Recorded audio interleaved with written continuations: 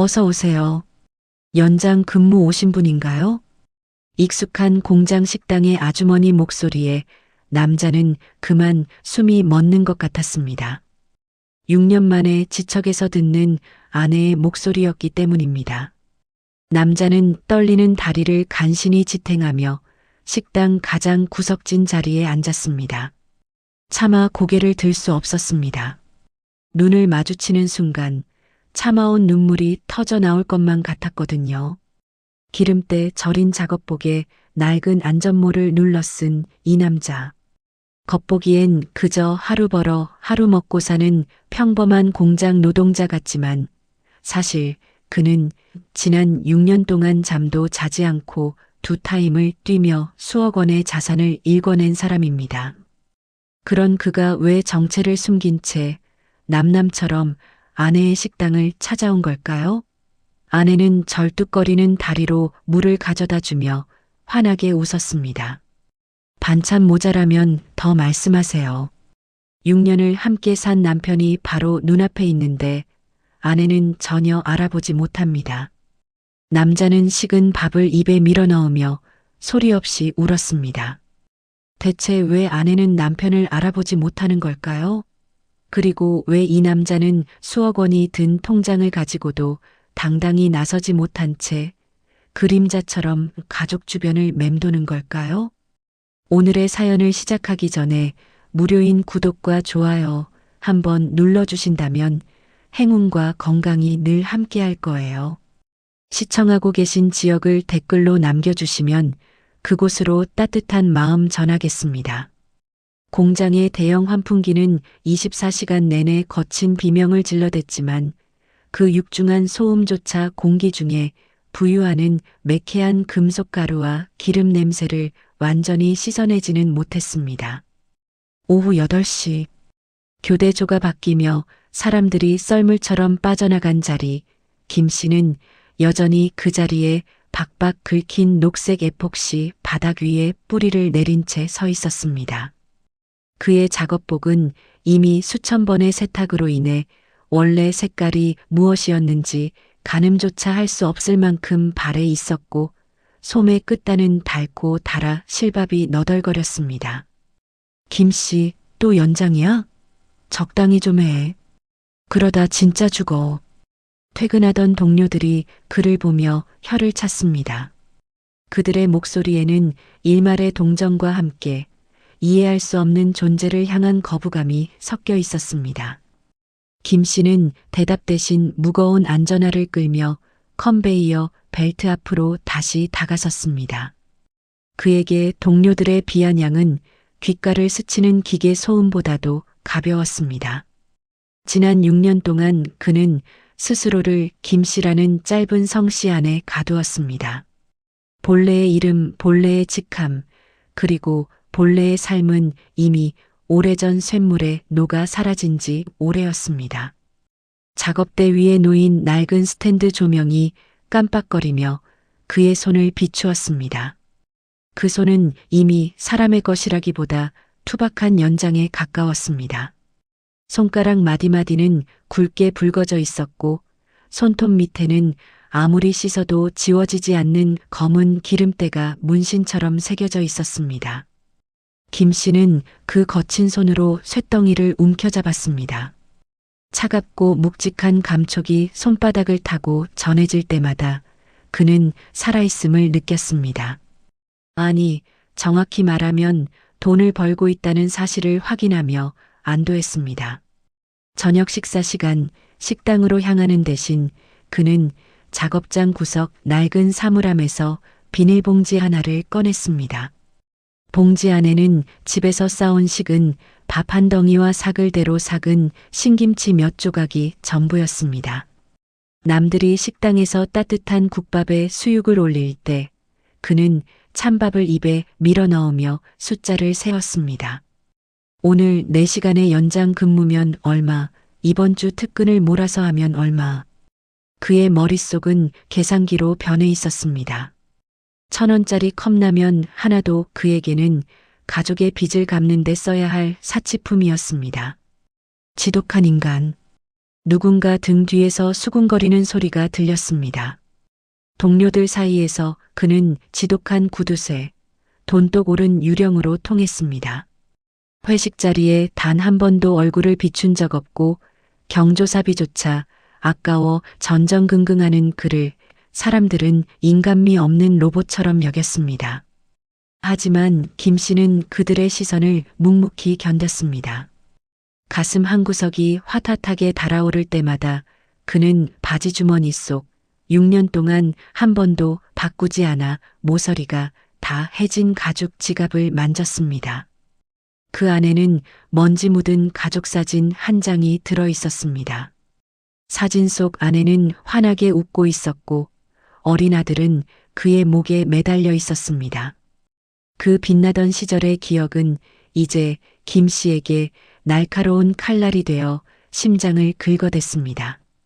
자신이 저지른 단 한 번의 잘못된 선택, 그 배신과 부도가 사랑하는 이들의 웃음을 어떻게 앗아갔는지 그는 잊지 않았습니다. 그래서 그는 스스로를 고문하듯 이 공장의 소음 속으로 몰아넣었습니다. 6년, 2190일. 그 시간 동안 그는 단 하루도 두 타임을 쉬어본 적이 없었습니다. 밤 11시가 넘어가자 공장 안의 냉기가 뼛속까지 스며들었습니다. 입을 열 때마다 하얀 입김이 흩어졌지만 김 씨의 이마에는 식은땀이 맺혔습니다. 무거운 부품을 옮길 때마다 무릎 관절이 삐걱거리며 비명을 질렀고 허리는 끊어질 듯한 통증을 보내왔습니다. 그러나 그는 멈출 수 없었습니다. 아니, 멈추는 것이 두려웠습니다. 기계가 멈추면 자신의 쓸모도 사라질 것 같았고 무엇보다 가족에게 돌아갈 시간이 더뎌질 것이라는 공포가 가를 채찍질했습니다. 작업을 마치고 공장 밖으로 나왔을 때 밤하늘은 공장의 연기에 가려 별 하나 보이지 않았습니다. 김 씨는 버스비를 아끼기 위해 텅 빈 거리를 걷기 시작했습니다. 낡은 작업화가 아스팔트에 닿을 때마다 둔탁한 소리가 났습니다. 그는 자신의 거친 손을 코끝에 가져다 댔습니다. 지독한 기름 냄새와 비릿한 쇠 냄새가 났습니다. 하지만 그는 그 냄새가 좋았습니다. 이 냄새가 짙어질수록 가족의 빚은 옅어질 것이고 이 기름때가 깊어질수록 아내와 아이의 잠자리는 조금 더 따뜻해질 것임을 알기 때문이었습니다. 그는 어둠 속으로 몸을 숨기며 나직이 은조렸습니다. 조금만 더. 이제 거의 다 왔어. 6년 전 무너진 하늘의 파편을 하나하나 주워 모으는 남자의 뒷모습 위로 차가운 겨울바람이 쓸쓸하게 휘몰아쳤습니다. 기억은 언제나 비릿한 비냄새와 함께 찾아옵니다. 6년 전 그날도 서울 하늘은 낮게 내려앉은 먹구름으로 가득했습니다. 김 씨, 아니 당시 김 대표라 불리던 그가 운영하던 작은 부품 정밀 가공 업체는 그의 인생 그 자체였습니다. 대학 졸업 후 기름때 묻은 작업복을 입고 밑바닥부터 시작해 마침내 자신의 이름을 건 공장을 세웠을 때 그는 세상을 다 얻은 것만 같았습니다. 아내 영수는 공장 개업식 날 남편의 거친 손을 잡으며 눈시울을 붉혔습니다. 당신 정말 고생 많았어. 이제 우리 꽃길만 걷자. 하지만 꽃길이라 믿었던 길은 낭떠러지로 이어지는 신기루였습니다. 그의 여름 20년 지기 친구이자 가장 믿었던 사업 파트너였던 박 사장이 가져온 국가 프로젝트 납품건이 화근이었습니다. 박 사장은 달콤한 목소리로 말했습니다. 이것만 성공하면 우리 회사 상장도 꿈이 아니야. 자재비가 좀 모자란데 자네가 연대보증 좀 서주게. 우리 사이에 그 정도는 해줄 수 있잖아. 친구의 눈빛에는 한 점의 망설임도 없었습니다. 김 씨는 그 눈빛을 믿었습니다. 그가 내민 서류 위에 찍은 도장이 자신의 목을 조르는 밧줄이 될 줄은 꿈에도 모른 채 말입니다. 부도는 예고 없이 그러나 아주 잔인하게 찾아왔습니다. 어느 날 아침 공장 문을 열자마자 들이닥친 것은 납품할 원자재가 아니라 검은 양복을 입은 사채업자들이었습니다. 친구 박 사장은 이미 회사의 공금을 횡령해 해외로 도주한 뒤였습니다. 김 씨의 공장과 집, 심지어 노부모님이 살던 작은 빌라까지 전부 압류 딱지가 붙었습니다. 하루아침에 그는 수억 원의 빚더미에 올라앉은 범죄자이자 실패자로 전락했습니다. 대표님, 도망가세요. 이 사람들 정말 무서운 사람들이에요. 격리 직원이 울면서 소리쳤을 때 그는 비로소 현실을 직시했습니다. 집으로 돌아가는 길은 멀고도 험했습니다. 아파트 현관문 앞에는 이미 빚쟁이들이 진을 치고 있었고 복도에는 아내 영순의 비명과 어린 아들의 울음소리가 메아리치고 있었습니다. 차마 그 안으로 발을 들릴 용기가 나지 않았습니다. 사랑하는 가족을 지켜주겠다 맹세했던 남자가 오히려 그들을 지옥으로 끌어들인 장본인이 되었다는 사실이 그의 심장을 갈갈이 찢어놓았습니다. 빗속을 헤매던 그는 공원의 낡은 벤치에 주저앉았습니다. 옷이 흠뻑 젖어 살갗에 달라붙었지만 가슴속에서 타오르는 분노와 자책감이 더 차갑고 고통스러웠습니다. 죽을까? 그 생각이 머릿속을 스쳤습니다. 하지만 그가 죽으면 남겨진 가족들은 평생 그 무거운 빚을 짊어지고 살아야 했습니다. 법은 냉혹했고 사채업자들은 죽은 사람의 가족에게까지 피해 대가를 요구할 것이 뻔했습니다. 그때 그는 결심했습니다. 죽는 대신 사라지기로 말입니다. 그는 공중전화로 달려가 떨리는 손으로 아내에게 전화를 걸었습니다. 수신음이 갈 때마다 심장이 터질 것 같았습니다. 여보, 어디야? 당신 괜찮아? 민재가 아빠 보고 싶다고 울어. 아내의 젖은 목소리를 듣는 순간 그는 입술을 깨물어 울음을 참았습니다. 피맛이 입안 가득 퍼졌습니다. 영순아, 미안해. 정말 미안해. 내가 다 해결하고 갈게. 나 찾지 마. 나 살아있으면 그놈들이 당신들 끝까지 괴롭힐 거야. 이혼 서류 보낼 테니까 도장 찍어. 그래야 당신들이라도 살 수 있어. 무슨 소리야, 여보. 같이 살아야지. 돈 없어도 괜찮으니까 제발 돌아와. 아내의 절규를 뒤로 한 채 그는 전화를 끊었습니다. 그리고 비 오는 거리로 달려나갔습니다. 그는 자신의 주민등록증을 한강 다리 위에서 강물 속으로 던져버렸습니다. 김태석이라는 이름의 남자는 그날 밤 죽었습니다. 대신 오직 돈을 벌기 위한 기계, 공장 김 씨가 태어났습니다. 그는 연고도 없는 지방의 외곽 공장 단지로 숨어들었습니다. 신분을 묻지 않는 영세 공장을 전전하며 숙식만 제공되면 어떤 험한 일도 가리지 않았습니다. 한겨울에 난방도 안 되는 컨테이너 박스에서 자면서도 그는 오직 한 가지만 생각했습니다. 어떻게든 6년 안에 그 빚을 다 갚고 다시 가족 앞에 떳떳한 가장으로 서겠다. 그 다짐을 위해 그는 인간으로서의 모든 욕망을 거세했습니다. 맛있는 음식, 따뜻한 잠자리, 동료와의 대화. 그 모든 것은 사치였습니다. 하루 18시간의 중노동, 기름때에 찌든 식사, 그리고 밤마다 가족 사진을 보며 흘리는 남몰래 하는 눈물이 그의 일상이 되었습니다. 6년 전 하늘이 무너지던 그날 밤의 빗소리는 지금도 김 씨의 귓가에 이명처럼 남아 있습니다. 그 소리는 그에게 경고합니다. 절대로 쉬지 말라고. 가족의 눈물을 닦아줄 수 있을 때까지는 너에게 쉴 자격은 없다고 말입니다. 김 씨는 기계가 돌아가는 소음 속에서 6년 전 그 비린 빗소리를 지워내기 위해 더 힘차게 망치를 휘둘렀습니다. 공장 단지의 밤은 깊었고 김 씨가 머무는 고시원 방 안은 지독하리만치 고요했습니다. 한 사람이 누우면 가득 차는 비좁은 방. 벽지 곳곳에는 곰팡이가 검은 꽃처럼 피어 있었고 낡은 환풍기는 쇳소리를 내며 헛돌고 있었습니다. 김 씨는 작업복도 벗지 못한 채 삐걱거리는 침대 끝에 걸터 앉았습니다. 온몸의 근육이 비명을 질러댔지만 그에게는 잠보다 먼저 치러야 할 신성한 의식이 있었습니다. 그는 가슴 안쪽 깊숙한 주머니에서 낡은 통장 하나를 꺼냈습니다. 겉면은 이미 손때가 타서 반들반들해졌고 모서리는 닳아 너덜거렸습니다. 떨리는 손으로 통장을 펼치자 잉크 냄새 밴 종이 위로 60개월의 기록들이 촘촘하게 박혀 있었습니다. 그것은 단순한 입금 내역이 아니었습니다.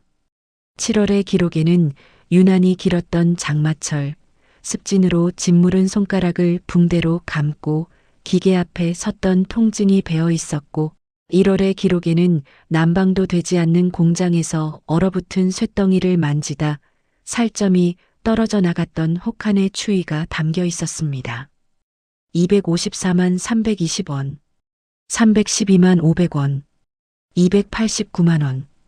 기본급의 잔업수당, 야간 특근비, 그리고 명절 상여금까지 단 1원도 허투루 쓰지 않고 꼬박꼬박 모아온 숫자들. 김 씨는 그 숫자들을 하나하나 손가락으로 짚어 내려갔습니다. 남들이 편의점에서 시원한 맥주 한 캔으로 하루의 피로를 풀 때 그는 수돗물로 배를 채우며 이 숫자를 늘려갔습니다. 남들이 명절이라며 고향으로 향할 때 그는 텅 빈 공장을 지키며 휴일 수당이라는 명목하에 쇳가루를 마셨습니다. 통장의 마지막 페이지 우측 하단에 찍힌 최종 잔액을 보는 순간 김 씨의 눈시울이 뜨거워졌습니다. 지난 6년 정확히 72개월 동안 그가 자신의 수명을 깎아 바친 대가였습니다. 6년 전 그를 절망의 구렁텅이로 밀어넣었던 원금과 그간 눈덩이처럼 불어난 이자 그리고 사채업자들에게 당했던 수모를 모두 청산하고도 남을 금액이 그곳에 적혀 있었습니다. 이제 다 됐어. 그의 목소리가 떨리며 갈라져 나왔습니다. 이 돈이면 빼앗겼던 아내의 미소를 찾아줄 수 있을 것이고 아버지가 죽은 줄로만 알고 자랐을 아들에게 떳떳한 이름을 돌려줄 수 있을 것 같았습니다. 하지만 환희도 잠시 거울 속에 비친 자신의 모습을 본 김 씨는 멈칫했습니다. 거울 속에는 6년 전의 김태석은 온데간데 없었습니다. 머리카락은 거친 소금기가 섞인 것처럼 하얗게 새어 있었고 얼굴에는 깊은 주름이 박보랑처럼 패어 있었습니다. 무엇보다 그의 손, 한때는 아내의 고운 뺨을 부드럽게 쓰다듬던 그 손은 이제 굳은 살과 상처로 뒤덮여 사람의 손이라기보다 괴물의 발톱처럼 보였습니다. 갑자기 밀려오는 서러움이 그의 목구멍을 찼습니다. 돈은 모았지만 그는 그 대가로 자신의 젊음과 건강 그리고 인간다운 삶을 지불했습니다. 60개월의 시간 동안 그는 단 한 번도 고기를 사 먹지 않았고 새 옷을 사지 않았으며 그 흔한 영화 한 편 본 적이 없었습니다. 오직 통장의 숫자가 늘어나는 것만이 그의 유일한 종교였고 생존의 이유였습니다. 그는 책상 구석에 놓인 낡은 계산기를 두드렸습니다. 빌린 돈의 총합, 연체이자, 그리고 아내와 아들이 그동안 겪었을 고생에 대한 보상금까지. 계산이 끝날 때마다 그는 가슴을 쥐어짜는 듯한 통증을 느꼈습니다. 자신이 60개월 동안 모은 이 종이 쪼가리들이 과연 가족들이 흘렸을 눈물의 무게와 맞바꿀 수 있을 것인가. 밤이 깊어갈수록 고시원의 벽 너머로 다른 방 사람들의 코 고는 소리와 텔레비전 소리가 들려왔습니다. 김 씨는 그 소음들 속에서 홀로 외딴 섬처럼 앉아 있었습니다. 그는 통장을 소중히 품에 안고 침대에 누웠습니다. 차가운 이불이 몸에 닿았지만 오늘만큼은 춥지 않았습니다. 통장 안에 새겨진 60개월의 눈물이 이제는 가족을 향해 흐르는 따뜻한 강물이 되어줄 것임을 믿었기 때문입니다. 내일이면 그는 이 지긋지긋한 공장 단지를 떠나 서울로 향할 것입니다.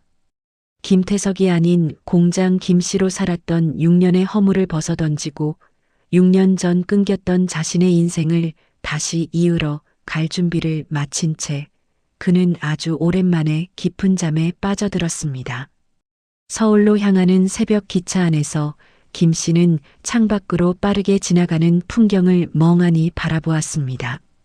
공장 지대의 회색빛 하늘이 거치고 익숙한 한강의 줄기가 눈에 들어오자 심장이 갈비뼈를 뚫고 나올 듯 요동치기 시작했습니다. 6년 전 모든 것을 버리고 도망치듯 떠났던 그 길을 그는 이제 수억 원의 잔액이 찍힌 통장을 품에 안고 되돌아오고 있었습니다. 하지만 금이환양이라기엔 그의 차림새는 너무나 초라했습니다. 여전히 낡은 점퍼에 눌러쓴 모자, 그리고 기름 냄새가 밴 가방 하나가 전부였으니까요. 서울역에 내린 그는 곧장 예전 집이 있던 동네로 향했습니다. 물론 그 집은 이미 남의 손에 넘어간 지 오래였지만 흥신소를 통해 미리 알아둔 아내의 거처는 멀지 않은 곳의 낡은 빌라촌이었습니다. 좁은 골목길마다 가파른 언덕이 이어졌고 여기저기 갈라진 담벼락 사이로 가난의 냄새가 배어 있었습니다. 김 씨는 숨을 헐떡이며 언덕 끝자락에 멈춰 섰습니다. 그리고 저 멀리 전신주 뒤에 몸을 숨긴 채 한 건물을 응시했습니다. 저기구나. 녹슨 철문이 달린 작은 다세대 주택. 그곳이 지난 6년 동안 아내와 아들이 버텨온 성체였습니다. 김 씨는 입술을 꽉 깨물었습니다. 자신이 번듯한 사장님 소리를 들으며 대궐 같은 집에서 살게 해주겠다 약속했던 아내를 결국 이런 달돈의 단칸방으로 밀어 넣었다는 사실이 다시금 가슴을 후벼 팠습니다. 1시간쯤 지났을까 빌라의 철문이 삐걱 소리를 내며 열렸습니다. 김 씨는 본능적으로 모자를 더 깊게 눌렀었습니다. 문 밖으로 걸어 나오는 여자의 모습에 김 씨는 그만 숨이 멎는 것 같았습니다. 영순이었습니다. 한때 눈부시게 곱던 아내의 머리카락에는 군데군데 흰 눈이 내려앉은 듯 새치바람이 불어 있었고 유난히 작고 가녀리던 어깨는 삶의 무게를 짊어지느라 딱딱하게 굳어 보였습니다. 그녀는 양손에 커다란 식재료 봉투를 들고 있었습니다. 시장 근처 식당에서 일을 하는지 그녀의 앞치마에는 물기가 축축하게 배어 있었습니다. 김 씨는 전신줄을 꽉 움켜쥐었습니다. 손가락 끝이 하얗게 질리고 손톱이 나무 껍질을 파고들었습니다. 당장이라도 달려가 그 무거운 봉투를 뺏어들고 여보 나야. 내가 왔어. 라고 외치고 싶었습니다. 하지만 발이 떨어지지 않았습니다. 기름때에 찌든 자신의 얼굴, 거칠어진 목소리, 그리고 무엇보다 6년 동안 죽은 듯이 지내며 그녀를 홀로 지옥 속에 방치했다는 죄책감이 그의 발목을 무거운 쇠사슬처럼 붙들고 있었습니다. 그때 저 멀리서 건장한 청년 하나가 뛰어와 영순의 봉투를 낚아챘습니다. 엄마, 내가 무거운 거 들지 말랬잖아. 다리도 안 좋은 사람이 왜 그래? 민재였습니다. 어느덧 30을 바라보는 청년이 된 아들. 6년 전 겁에 질린 눈으로 아빠를 바라보던 그 꼬마 아이가 이제는 엄마의 든든한 버팀목이 되어 있었습니다. 아들은 엄마의 어깨를 감싸 안으며 다정하게 집 안으로 이끌었습니다. 영수는 아들의 얼굴을 보며 환하게 웃었습니다. 그 미소는 6년 전 김 씨가 마지막으로 보았던 미소보다 훨씬 더 단단하고 깊어 보였습니다. 김 씨는 그 자리에 주저앉았습니다. 가족의 웃음 속에 자신의 자리는 없었습니다. 그들은 자신 없이도 살아남았고 자신 없이도 서로를 위로하며 6년을 견뎌왔습니다. 가슴 한복판이 뻥 뚫린 것처럼 허전했습니다. 하지만 이내 그는 눈물을 닦으며 품 안의 통장을 더 세게 움켜쥐었습니다. 그래, 내가 없는 동안 고생 많았지. 이제는 내가 너희 뒤에서 바람막이가 되어줄게. 내가 누군지 몰라도 좋아. 너희가 다시 예전처럼 어깨 펴고 살 수만 있다면. 그는 자신이 가족 앞에 당당히 나설 수 없는 존재임을 다시 한번 뼈저리게 깨달았습니다. 성공해서 돌아오면 모든 게 해결될 줄 알았지만 잃어버린 6년의 세월은 돈으로도 메울 수 없는 거대한 강이 되어 흐르고 있었습니다. 김 씨는 어두워지는 골목길을 내려오며 다짐했습니다. 직접 손을 내미는 대신 그들의 그림자가 되어 지켜주겠노라고. 그날 밤 김 씨는 빌라 근처 낡은 여인숙에 짐을 풀었습니다. 창밖으로 보이는 아내의 집 불빛을 바라보며 그는 가족을 집어삼키려 하는 현실의 위협이 무엇인지, 그리고 자신이 가진 이 돈을 어떻게 써야 그들을 가장 완벽하게 지켜낼 수 있을지 치밀하게 계획하기 시작했습니다. 그림자의 행보는 이제 시작이었습니다. 김 씨가 머무는 여인숙의 창문 너머로 보이는 가족의 불빛은 따스해 보였지만 그 이면의 현실은 생각보다 훨씬 더 위태로웠습니다. 며칠 동안 골목 어귀에서 청소부인 척 혹은 행인인 척하며 지켜본 결과 김 씨는 아내 영순의 뒤를 쫓는 불길한 그림자를 발견했습니다. 그것은 6년 전 자신을 파멸로 몰아넣었던 그 지독한 채무의 잔당들이었습니다. 그날 오후 영순이 일을 마치고 돌아오는 길목에 검은색 승용차 한 대가 거칠게 멈춰 섰습니다.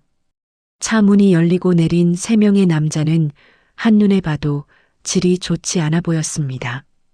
그들은 영순의 앞을 가로막고 위협적으로 팔을 휘둘렀습니다. 야, 아주머니. 남편 죽었다고 거짓말하면 다 끝나는 줄 알았어? 연대보증인 서류에 당신 지장도 찍혀 있잖아. 이자가 얼마인지 알아? 멀리서 그 광경을 지켜보던 김 씨의 눈동자가 파르르 떨렸습니다. 6년 전 자신이 모든 짐을 지고 사라지면 가족은 안전할 거라 믿었던 것이 얼마나 순진한 생각이었는지 뼈저리게 느껴지는 순간이었습니다. 사채업자들은 김 씨의 행방을 찾지 못하자 법적 빈틈을 교묘하게 이용해 영순을 괴롭히고 있었던 것입니다. 돈 없어요. 제발 그만하세요. 우리 아들 이제 겨우 취직했는데. 영순의 목소리는 떨리고 있었습니다. 그녀는 길바닥에 주저앉아 그들의 바짓가랑이를 붙잡다시피 하며 애원했습니다. 남성 중 한 명이 영순의 어깨를 거칠게 밀치자 그녀는 중심을 잃고 차가운 시멘트 바닥 위로 나동그라졌습니다. 장바구니에서 쏟아져 나온 콩나물과 두부가 흙먼지 속에 지시겨졌습니다. 그 순간 김 씨의 이성이 끊어지는 소리가 들렸습니다. 심장이 터질 듯 날뛰었고 6년 동안 공장에서 무거운 쇳덩이를 나르며 단련된 근육들이 일제히 팽팽하게 당겨졌습니다. 당장이라도 달려가 그자들의 목덜미를 낚아채고 싶었습니다. 하지만 그는 멈춰야 했습니다.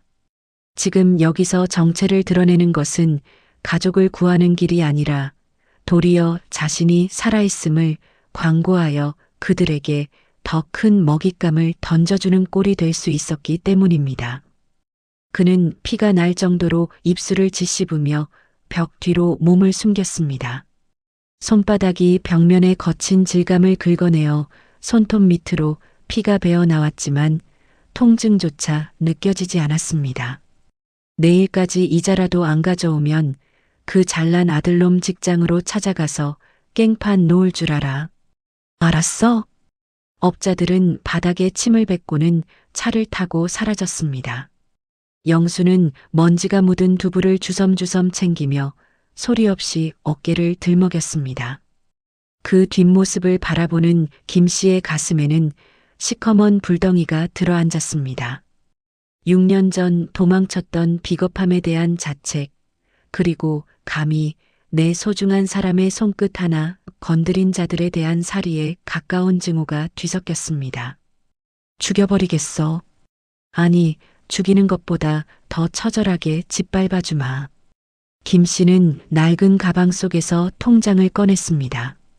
그 안에는 6년의 고열이 담긴 거액이 잠들어 있었습니다. 지금까지 이 돈은 가족에게 돌아갈 입장권이라 생각했지만 이제 이 돈은 가족을 지키기 위한 무기가 되어야 했습니다. 그는 밤새 여인숙의 삐걱거리는 책상 앞에 앉아 계획을 세웠습니다. 사채업자들이 누구의 사주를 받는지, 그들이 이용하는 법적 허점은 무엇인지, 그리고 자신의 정체를 드러내지 않으면서도 그들을 사회적으로 그리고 경제적으로 완전히 매장할 방법이 무엇인지 치밀하게 계산했습니다. 공장에서 기계를 다룰 때처럼 정교하고 냉혹하게. 김 씨는 더 이상 겁에 질린 채 도망치던 김태석이 아니었습니다. 그는 6년 동안 쇳가루를 마시며 강철처럼 단단해진 잃을 것 없는 복수자였습니다. 내일부터는 너희가 피눈물을 흘릴 차례다. 그는 어둠 속에서 낮게 움츠렸습니다. 창밖에는 다시 비가 내리기 시작했습니다. 6년 전 그를 떠나보냈던 그 비릿한 빗소리와 닮아 있었지만 이번에는 도망자의 눈물이 아닌 사냥꾼의 갈증을 채우는 비였습니다. 김 씨는 낡은 작업화 끈을 단단히 조여맸습니다. 그림자의 본격적인 개입이 시작되려 하고 있었습니다. 다음 날 아침 김 씨는 평소의 낡은 작업복 대신 시장에서 급하게 산 저렴하지만 깔끔한 면바지와 셔츠를 갖춰 입었습니다. 비록 옷은 새 것이었지만 그 옷을 사이로 스며 나오는 6년 묵은 기름치와 쇳가루 냄새까지는 지울 수 없었습니다. 그는 챙이 넓은 모자를 눌러 쓰고 지난밤 여인숙에서 정리한 메모를 들고 서울 중심가의 한법무법인을 찾았습니다. 그가 찾은 곳은 실력은 좋지만 돈 앞에서는 입이 무겁기로 소문난 중견 변호사의 사무실이었습니다. 김 씨는 상담실 소파 끝에 불안하게 걸터 앉아 6년 동안 자신의 살점을 떼어 모은 통장을 탁자 위에 올려놓았습니다. 이 돈으로 제 가족의 채무를 전부 정리해 주십시오. 조건은 딱 하나입니다. 절대로 죽어도 제가 누구인지 밝혀서는 안 됩니다. 변호사는 통장에 찍힌 잔액을 확인하고는 눈을 크게 떴습니다.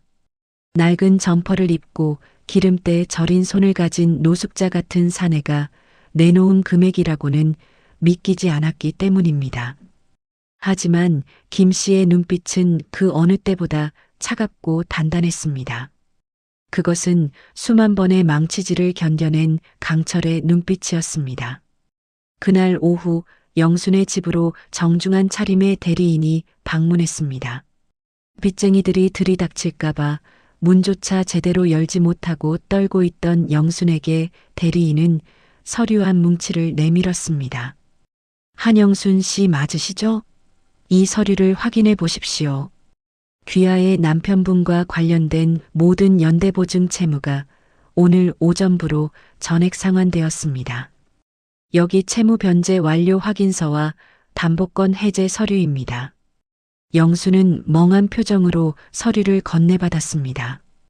평생을 괴롭히던 수억 원의 빚이 종이 몇 장으로 사라졌다는 사실이 믿기지 않았습니다. 그녀는 떨리는 손으로 서류를 훑어 내려갔습니다.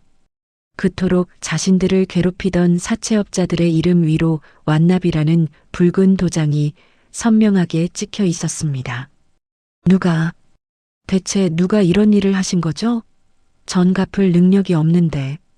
익명의 후원자께서 하신 일입니다. 과거에 남편분께 큰 은혜를 입으셨던 분이라고만 전해달라고 하셨습니다. 그리고 이 건물 말입니다. 대리인은 빌라 건물을 가리켰습니다. 이 빌라 역시 그분께서 매입하셨습니다. 앞으로 10년 동안 월세는 받지 않을 예정이니 편히 지내시면 됩니다. 아드님의 취업 축하 선물이라는 말씀도 덧붙이셨습니다. 영수는 그 자리에 주저앉아 오열했습니다. 6년 동안 짓눌려 있던 가슴의 응어리가 한꺼번에 터져 나왔습니다. 담벼락 뒤 전신주 그림자 아래 숨어 이 광경을 지켜보던 김 씨 역시 눈물을 삼켰습니다. 자신이 직접 달려가 안아줄 수는 없었지만 아내의 어깨에서 무거운 짐을 내려주었다는 것만으로도 지난 6년의 고통이 보상받는 기분이었습니다. 하지만 김 씨의 계획은 여기서 끝이 아니었습니다.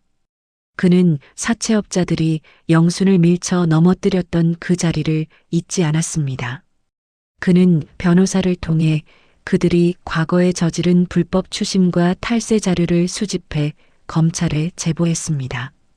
법의 테두리 밖에서 남의 눈물로 배를 채우던 자들에게 김 씨는 자신이 번 돈의 일부를 이용해 가장 정교한 법의 심판이라는 덫을 놓았습니다. 사채업자들의 사무실에 압수수색이 들어오고 그들이 수갑을 찬 채 끌려나가는 뉴스 보도를 여인숙 텔레비전으로 확인하며 김 씨는 비로소 거친 손을 펴서 가슴을 쓸어내렸습니다. 영순아, 민재야. 이제 누구도 너희를 괴롭히지 못해. 내가 그렇게 만들었어. 그는 이제 가족이 이 돈으로 조금 더 나은 음식을 먹고 조금 더 따뜻한 옷을 입기를 바랐습니다. 아들이 퇴근길에 어깨를 펴고 걷는 모습을 멀리서 지켜보며 김 씨는 자신은 여전히 차가운 여인숙 방에서 식은 김밥을 씹으면서도 생전 처음 보는 환한 미소를 지었습니다. 그는 얼굴 없는 수호천사였습니다. 자신이 번 돈이 가족의 눈물을 닦아주는 성수가 된 것을 확인하며 김 씨는 서서히 다음 단계를 준비했습니다. 하지만 사람의 진심이란 아무리 숨기려 해도 흔적을 남기기 마련이었습니다. 김 씨가 남긴 아주 작은 습관 하나가 평생을 함께한 아내의 감각을 건드리기 시작하고 있었습니다. 익명의 독지가가 나타난 이후 영순과 민재의 삶에는 기적 같은 평화가 찾아왔습니다. 하지만 영순의 마음 한구석에는 여전히 해소되지 않은 거대한 의문이 도사리고 있었습니다.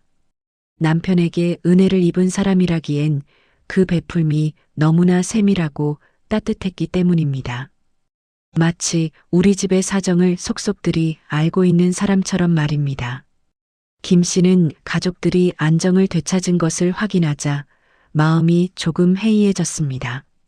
아니, 어쩌면 6년이라는 긴 시간 동안 억눌러온 가족에 대한 갈망이 그를 자꾸만 가족 곁으로 잡아 끌었는지도 모릅니다. 그는 청소부나 배달원으로 위장해 집 근처를 맴도는 것에서 나아가 아내가 일하는 식당 주변을 서성이기 시작했습니다. 그날은 유난히 바람이 매서운 오후였습니다.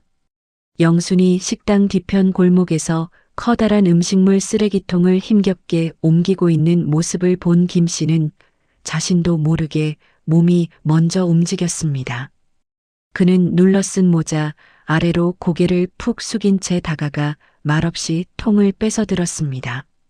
어머, 누구신데? 감사합니다. 영순의 당황 섞인 목소리가 들렸지만 김 씨는 대답 대신 묵묵히 통을 정해진 위치에 옮겨 놓았습니다.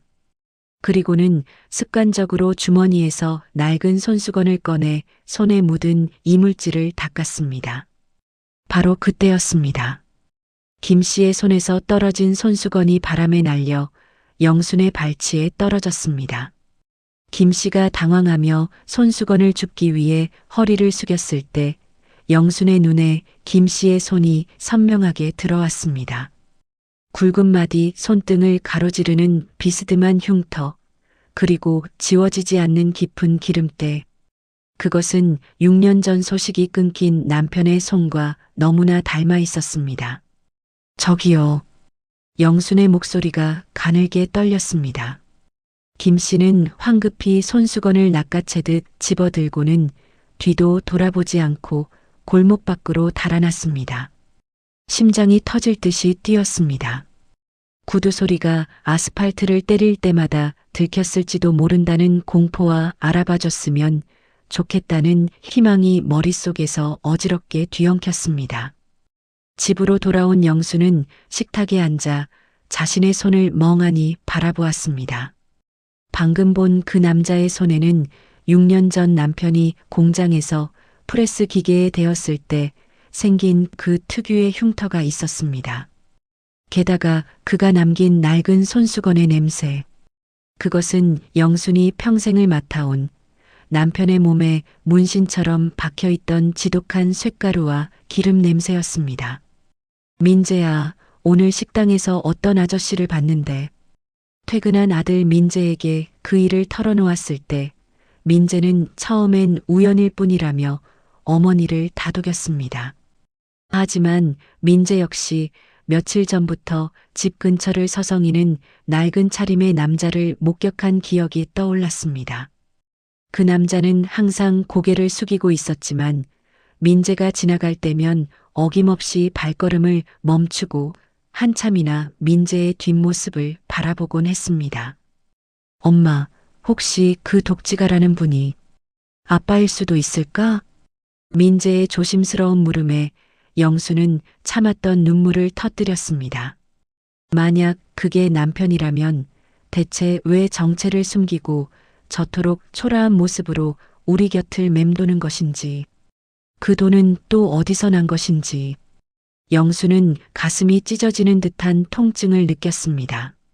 그날 밤 김 씨는 여인숙 방에서 자신의 손을 한참이나 들여다보았습니다.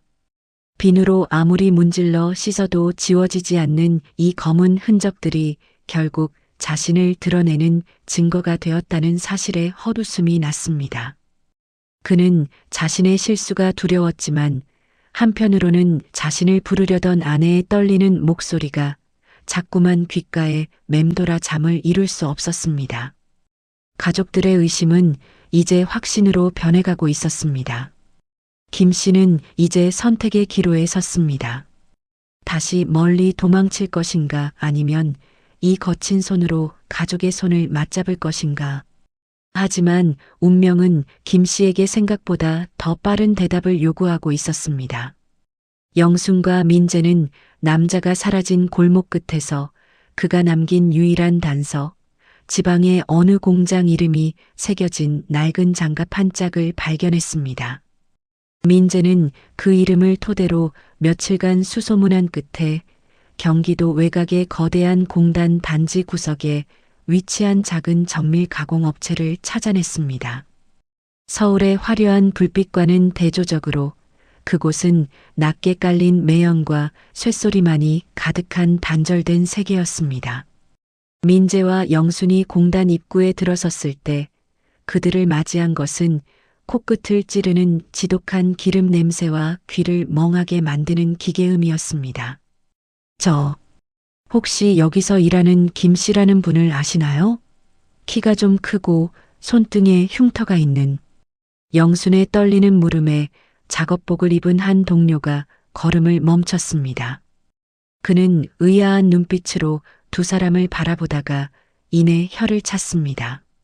아, 그 독종 김 씨요? 그 사람 여기서 6년 동안 귀신처럼 일만 하다가 얼마 전에 그만뒀어요. 왜 그 사람한테 돈 빌려줬어요? 아니면 뭐 사고라도 쳤나? 아니요, 그런 게 아니라 그분이 여기서 어떻게 지냈는지 알고 싶어서요. 동료는 담배 한 대를 입에 물더니 하늘을 보며 헛웃음을 지었습니다. 어떻게 지냈냐고? 사람이 아니었지. 여기 공장에서 두 타임을 뛰는 사람은 그 양반 하나뿐이었어. 남들 다 퇴근하고 소주 한 잔 마실 때 그 사람은 기계 옆에서 찬밥 물에 말아먹으면서 연장 근무를 했단 말입니다. 6년 동안 단 하루도 쉬는 걸 본 적이 없어. 몸이 축나서 쓰러질 법도 한데 무슨 한이 맺혔는지 돈독 오른 사람처럼 돈만 모으더라고. 옷 한 벌 안 사입고 그 낡은 작업화 밑창이 다 닳아서 비가 오면 발이 다 젖는데도 그냥 테이프 감아쓰고 그의 말이 이어질수록 영순의 가슴은 형언할 수 없는 고통으로 난도질 당했습니다. 자신이 서울에서 빚쟁이들에게 시달리며 남편을 원망하고 있을 때 남편은 이곳 차가운 쇳덩이들 사이에서 스스로를 고문하며 가족을 위한 돈을 빚어내고 있었던 것입니다. 민재는 공장 한 구석에 있는 비좁은 탈의실로 향했습니다. 김 씨가 미처 다 치우지 못하고 남긴 사물함 안에는 그가 6년 동안 썼던 물건들이 몇 가지 남아 있었습니다. 낡은 안전모, 기름에 찌든 장갑, 그리고 사물함 문 안쪽에 붙어 있던 빛바랜 사진 한 장. 그것은 6년 전 그들이 행복했던 시절 유원지에서 찍은 가족 사진이었습니다.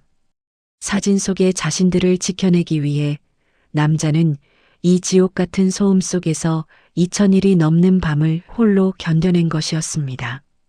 영수는 사물함에서 남편의 채취가 밴 낡은 작업복을 꺼내 얼굴을 묻었습니다. 지독한 기름 냄새와 쇳가루 냄새가 났지만 그녀에게는 그 어떤 향수보다 눈물겨운 그리움의 냄새였습니다. 여보, 왜 그랬어? 왜 혼자 이 무거운 걸 다 짊어지고? 영순의 오열이 공장의 기계 소리에 묻혀 흩어졌습니다.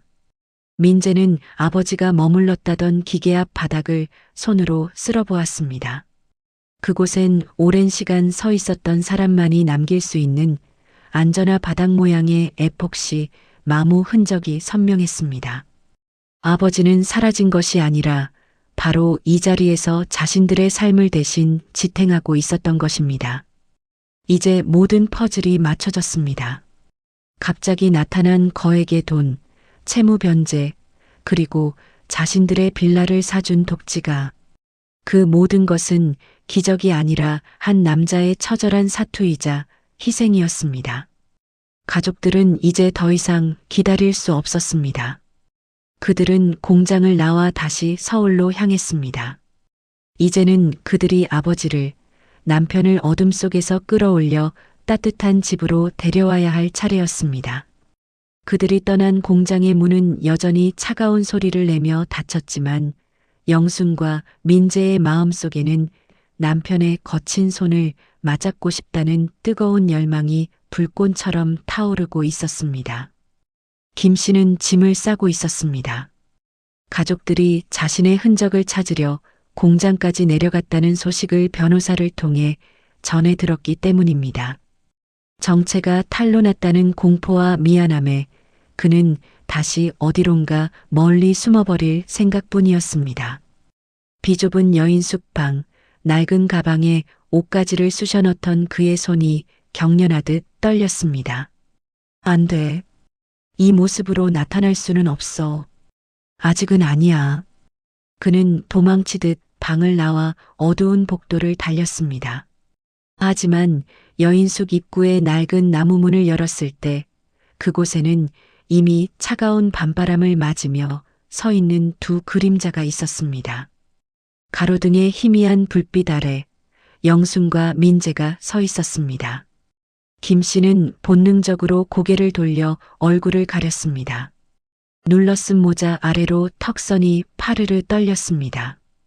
그는 짐가방을 움켜쥔 채 그들의 옆을 빠르게 지나치려 했습니다. 저기 사람 잘못 보셨습니다. 그의 목소리는 쇳소리가 섞여 갈라져 나왔습니다. 6년 동안 소통을 거부하고 기계 소음 속에 파묻혀 살았던 목소리는 예전에 다정했던 김태석의 것이 아니었습니다. 하지만 그 한마디가 떨어지기도 전에 영순이 그의 앞을 가로막았습니다. 여보, 단 한마디였습니다. 6년 동안 꿈속에서조차 수천 번 들었던 그 목소리가 김 씨의 심장에 날카로운 비수처럼 꽂혔습니다. 김 씨는 멈춰섰지만 고개를 들지 못했습니다. 영수는 거친 숨을 몰아쉬며 한 걸음 더 다가왔습니다. 그리고 떨리는 손을 뻗어 김 씨가 그토록 숨기고 싶어 했던 흉터투성이인 그의 오른손을 낚아채듯 붙잡았습니다. 이 손이 왜 이래? 당신 손이 왜 이렇게 망가졌어? 영순의 손길이 닿자 김 씨는 감전된 듯 몸을 떨었습니다. 그는 거칠게 손을 빼내려 했지만 영수는 온 힘을 다해 그 손을 자신의 뺨에 갖다 댔습니다. 기름 냄새와 쇳가루가 섞인 비릿한 냄새, 그리고 돌덩이처럼 딱딱해진 굳은 살이 그녀의 고운 살결에 닿았습니다. 이거 놓으세요. 전 당신들이 아는 사람이 아닙니다. 그냥 공장에서 일하는 노가다꾼일 뿐이라고요. 김 씨가 울음 섞인 소리를 지르며 얼굴을 들었습니다. 모자가 벗겨지며 드러난 그의 얼굴은 6년의 풍파를 정면으로 맞은 노인의 모습과 다름없었습니다. 깊게 패인 주름과 퀭한 눈등, 그리고 눈물로 범벅이 된 비참한 얼굴. 민재는 그 얼굴을 보는 순간 무너져 내렸습니다. 아버지, 왜 여기 이러고 계세요? 왜 우리를 위해서 당신 인생을 이렇게 버리셨어요? 민재가 김 씨의 다리를 붙잡고 주저앉았습니다. 건장한 아들의 오열이 어두운 골목 안에 울려 퍼졌습니다. 김 씨는 더 이상 버티지 못하고 무너졌습니다.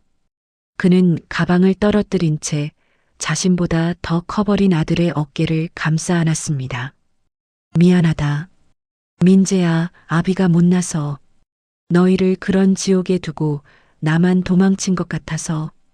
그래서 내가 해줄 수 있는 게 이것밖에 없었어. 이 더러운 돈이라도 모아서 너희 사람답게 살게 해주고 싶었어. 김 씨의 통곡은 짐승의 울음소리와 닮아 있었습니다. 6년 동안 가슴속에 꾹꾹 눌러 담았던 응어리가 쇳가루 가득한 폐부 깊숙한 곳에서부터 터져 나왔습니다.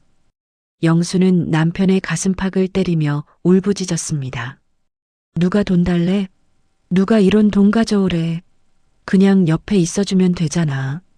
같이 굶고 같이 힘들어도 당신만 있으면 되는데 왜 이 고생을 혼자 다 하고. 이 바보 같은 사람아. 영수는 김 씨의 거친 손마디 하나하나에 입을 맞추었습니다.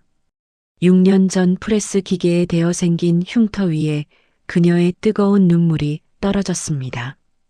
그 눈물은 김 씨의 손등에 밴 검은 기름때를 씻어내지는 못했지만 6년 동안 얼어붙어 있던 그의 심장을 녹여내기엔 충분했습니다.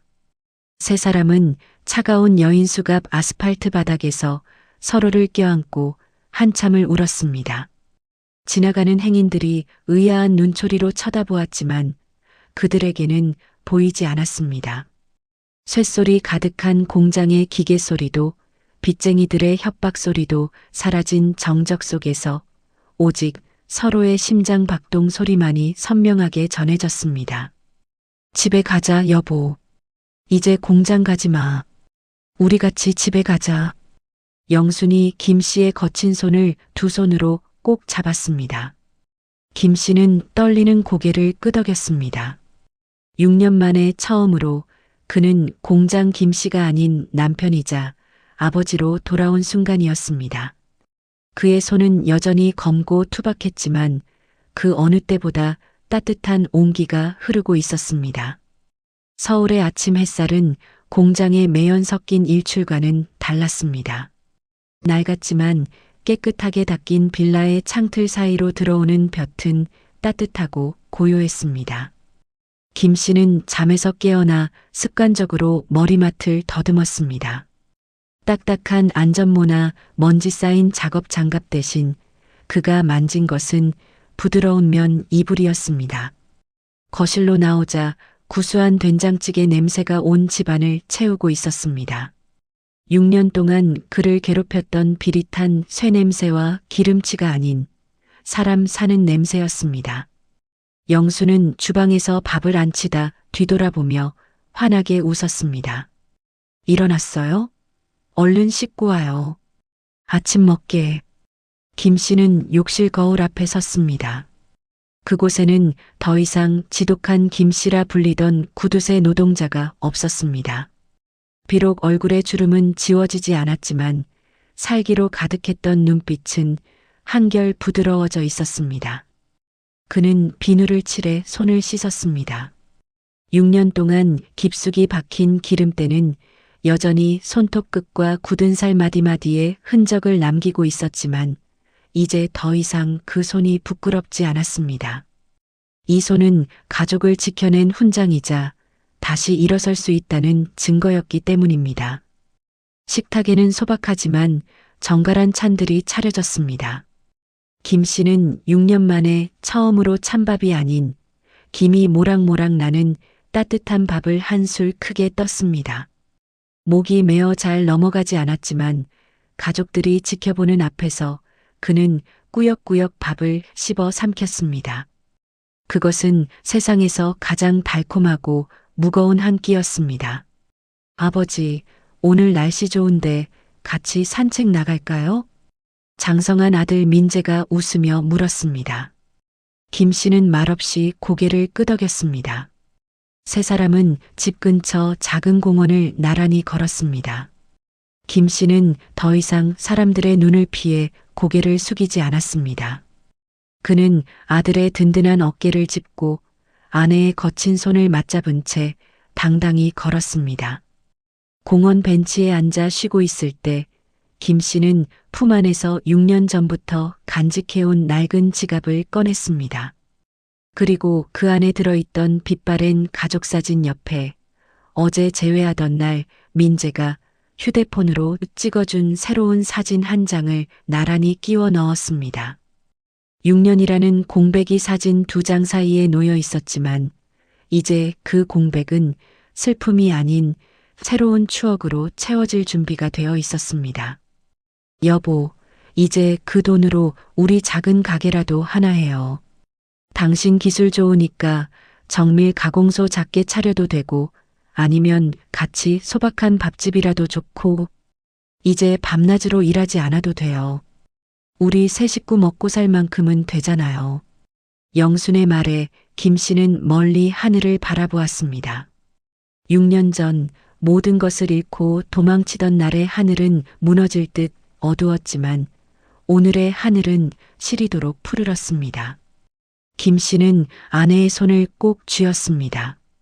그래, 이제는 2타임씩 안 뛰어도 되겠지. 저녁이 있는 살. 그게 이렇게 좋은 건 줄 몰랐네. 김 씨는 공장에서 얻은 고질적인 허리 통증을 느꼈지만 더 이상 아프지 않았습니다.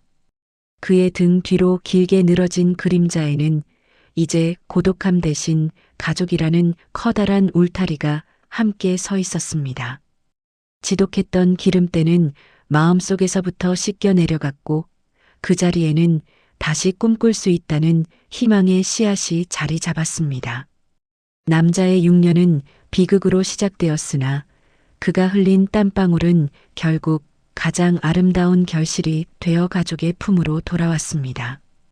공장의 기계 소리가 아닌 가족의 웃음소리가 배경음악이 되는 그의 진짜 인생이 이제 막 시작되고 있었습니다.